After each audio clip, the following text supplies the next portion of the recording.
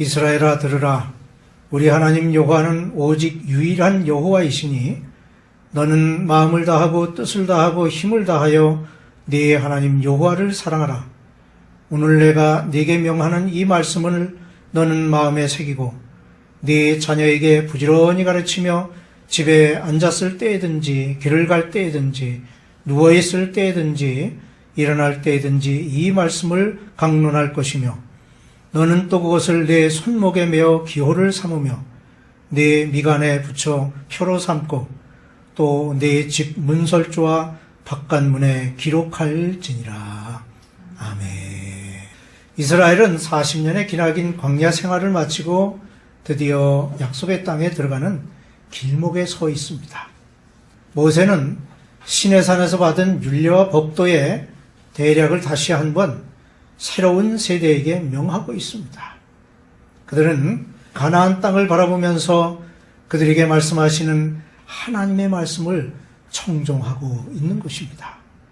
이 율례와 법도는 가나안 복지에서 하나님의 백성으로 살게 될 이스라엘 백성들에게 주어진 기본적인 것으로 들으라 이스라엘아로 시작되는 본문을 일명 쉐마라고 하는데 유대인들은 신앙 교육의 대명사로 알려진 것입니다.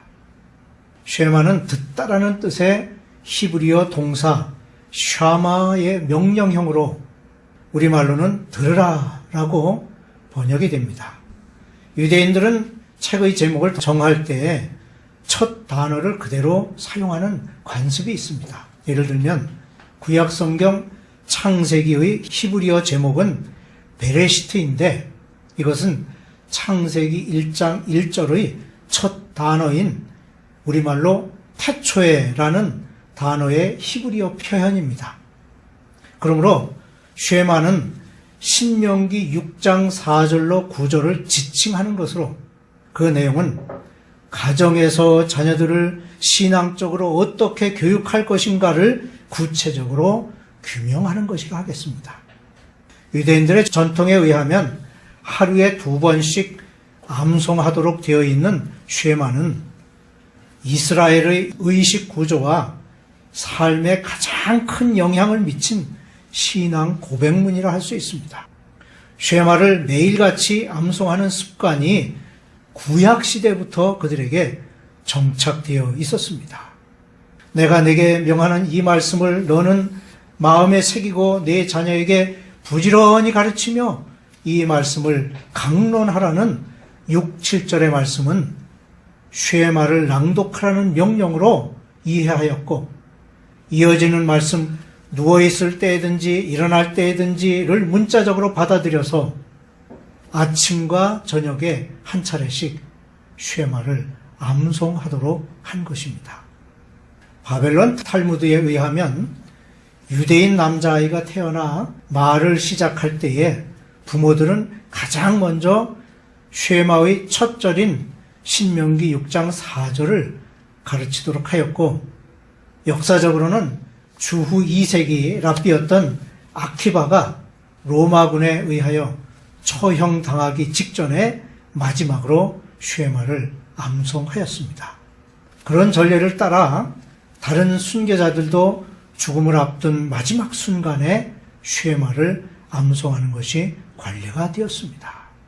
그런가 하면 죽음 직전의 모든 유대인들은 자신의 마지막 신앙 고백으로 쉐마를 암송하는 관습이 자리 잡고 있다고 하는 것입니다. 결국 이 쉐마는 유대인들이 태어나 제일 먼저 배우는 신앙 고백이면서 죽음을 앞두고 마지막으로 암송하는 신앙 고백인 것입니다. 이와 같이 이스라엘 역사만큼이나 긴 전통을 가진 쉐마는 구약시대 이스라엘 백성들이 지킨 신앙의 핵심이라 할 수 있습니다. 5845절로 이루어진 모세 오경 중에서 쉐마의 첫 절인 신명기 6장 4절이 구약 전체의 요지를 할 수 있는데 신명기 전체가 쉐마의 핵심인 내 하나님 여호와를 사랑하라는 명령의 해석서라는 주장이 있기도 합니다. 쉐마는 이스라엘 신앙의 요체이며 다른 모든 것은 이에 대한 주석에 불과하다고 보는 것입니다.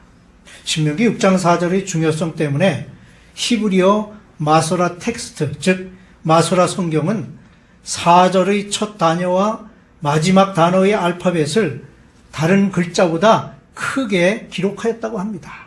또한 그 중요성을 상기하면서 이 두 글자가 들어있는 그 4절을 더 정확하게 읽어야 한다고 지적하고 있습니다. 그리고 그 큰 글자로 쓰여진 두 알파벳을 합치면 히브리어 에드가 되는데 이는 증인이라는 뜻입니다. 즉 쉐마를 암송함으로 하나님의 유일성을 다른 사람들에게 증거해야 함을 강조하는 것이기도 합니다. 예수님께서도 모든 계명 중에서 첫째가 무엇이냐고 묻는 서기관에게 쉐마의 첫 부분을 인용하심으로 자신의 답변을 대신하셨습니다. 예수께서 이르시되 첫째는 이것이니 이스라엘아 들으라. 주 곧 우리 하나님은 유일한 주시라. 내 마음을 다하고 목숨을 다하고 뜻을 다하고 힘을 다하여 주 너의 하나님을 사랑하라 하신 것이요. 마가복음 12장 29절 30절 말씀입니다. 예수님의 이 답변은 당시 유대인들이 지켜오고 있던 쉐마의 중요성을 그대로 인정하고 계심을 보여주는 것입니다. 첫째로 하나님은 유일한 분이십니다. 쉐마의 첫 부분에는 하나님의 유일하심을 잘 나타내고 있습니다. 즉, 내 하나님 여호와는 오직 하나인 여호와이시니 라는 말씀으로 시작됩니다. 이처럼 하나님은 오직 한 분이시며 유일한 경배의 대상인 것입니다.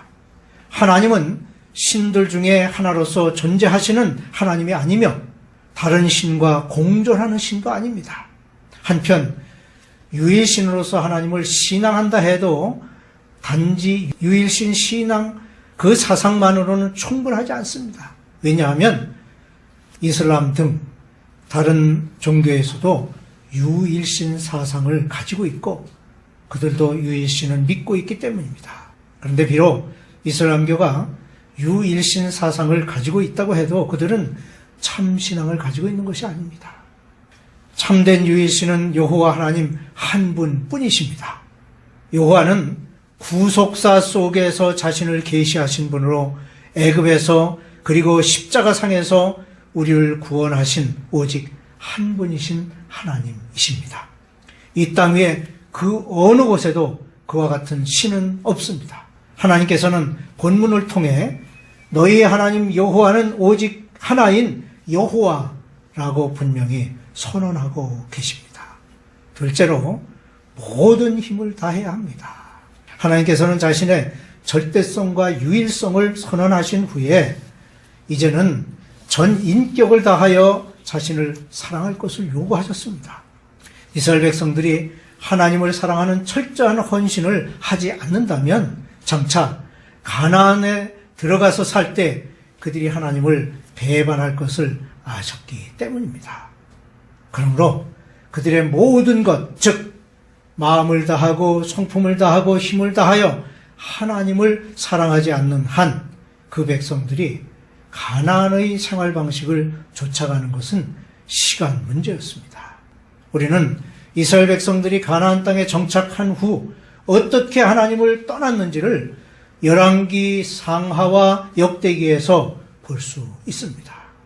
그들은 가나안의 우상인 바알과 아스다롯을 신으로 섬겼습니다. 이러한 이스라엘의 배반을 미리 하신 하나님은 모든 것을 다하여, 즉 마음을 다하고 성품을 다하고 힘을 다하여 하나님을 사랑하며 그 말씀을 후손에게 부지런히 가르치라고 하신 것입니다. 신앙의 삶은 신앙의 대상을 누구로 삼고 어떻게 섬기느냐에 따라 사뭇 달라집니다. 하나님을 사랑하는 사람은 먼저 그의 중심이 하나님의 말씀에 지배되는 삶을 살게 됩니다. 하나님의 말씀을 마음에 새긴다는 것은 어떤 직분을 받은 자에게만 요구되는 것이 아닙니다. 이것은 그를 사랑하는 자, 즉 부르심을 입은 모든 사람에게 명하신 것입니다. 그러므로 그리스도인은 하나님의 말씀을 알고 행하는 말씀의 전문가로 살아가는 사람들입니다. 이와 같이 개인의 삶을 지배하는 말씀은 이어서 가정을 위한 말씀이 되어야 합니다. 모세는 이 계명을 각자의 생활 표준으로 제시했을 뿐만 아니라 그들의 가정에서 이 교훈을 철저히 가르치도록 명령하고 있습니다. 하나님은 개인적인 헌신을 요구하셨을 뿐만 아니라 가정 생활 역시 하나님께 드려지기를 원하고 계십니다. 특히 부모는 하나님으로부터 자녀에 대한 교육의 대명령을 받은 바 있습니다. 바울 사도는 에베소서 6장에서 자녀를 주의 교훈과 훈계로 양육할 것을 권면하고 있습니다. 자녀 교육에 있어서 부모는 본이 되어야 합니다. 자녀는 부모를 닮게 마련입니다. 그러므로 위로와 격려 그리고 무엇보다 사랑으로 대해야 합니다. 잘못에 대해서는 분명히 깨우침을 주고 위험한 일에 대한 경고를 간과하지 말아야 합니다.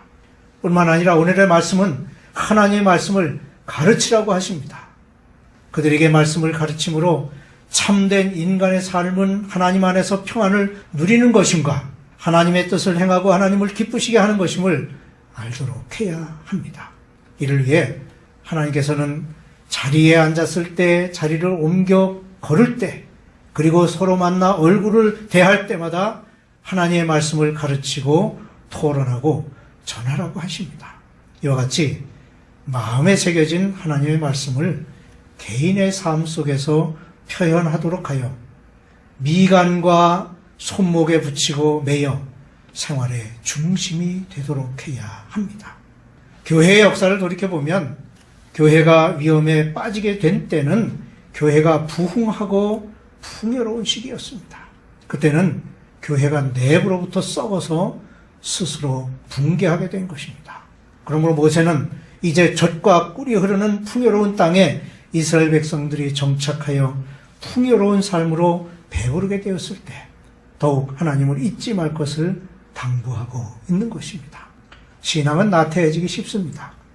이어지는 11, 12절에서 모세는 내가 채우지 아니한 아름다운 물건이 가득한 집을 얻게 하시며 내가 파지 아니한 우물을 차지하게 하시며 내가 심지 아니한 포도원과 감람나무를 차지하게 하사 네게 배불리 먹게 하실 때에 너는 조심하여 너를 애굽 땅 종되었던 집에서 인도하여 내신 여호와를 잊지 말라고 권면합니다. 육신적 평안과 물질적 풍요로움으로 말미암아 신앙이 나태해지기 쉬운데 이스라엘 백성들은 출애굽 이후 광야의 고달픈 생활 속에서도 자신들의 육체의 요구에 따라 애굽의 종살이 시절에 고깃가마 곁에서 고기를 먹던 일을 기억하며 하나님을 원망했던 사람들입니다. 고난과 역경 속에였지만 자기들의 탐욕을 채우기 위해서는 하나님을 원망하기까지 하는 것을 서슴지 않았던 이들이었기에 육체적 평안과 물질적 풍요로움 앞에서 그들의 신앙이 나태해질 것은 너무나 자명한 일입니다. 그래야 하나님은 이것을 경계하여 권면하도록 하신 것입니다. 오늘 수많은 사람들이 자신의 어려움을 돌아보며 하나님께 축복해 주시기를 간구하며 봉사와 헌신을 아끼지 않습니다. 하지만 그들의 모든 간구와 문제가 해결되고 나면 자기 생활의 노예가 되어 하나님을 향한 헌신보다 자신의 분주한 일을 앞세우는 경우가 많이 있는 것을 볼 수 있습니다. 그러나 하나님께서는 오늘 말씀을 통하여 참된 신앙의 모습은 어떤 경우에라도 흔들려서는 안 될 것을 일깨우십니다.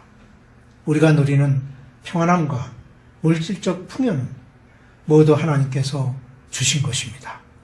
하나님께서 우리를 기르시기에 우리는 누리는 것입니다. 그러므로 하나님께서 주시는 종을 따라 우리는 더욱 뜨겁게 열심을 다하여 하나님을 경외하며 섬기는 바른 자세를 가져야 하겠습니다.